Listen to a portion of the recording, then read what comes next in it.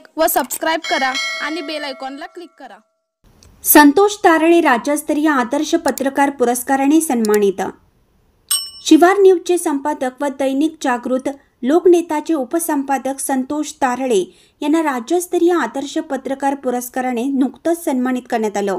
Pune news express यांच्या वतीनं कोल्हापूर येथील महाराष्ट्र पत्रकार संघाच्या हॉलमध्ये हा शानदार कार्यक्रम पार पडला।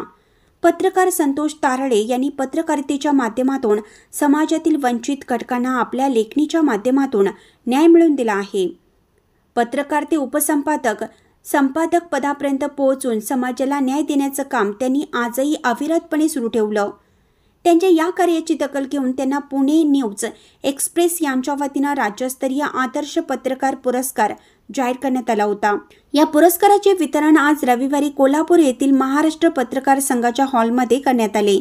यावेळी पुणे न्यूज एक्सप्रेसचे प्रमुख मेहबूब सरजे खान, समाजवादी प्रबोधनीचे प्रसाद माधव कुलकर्णी, ज्येष्ठ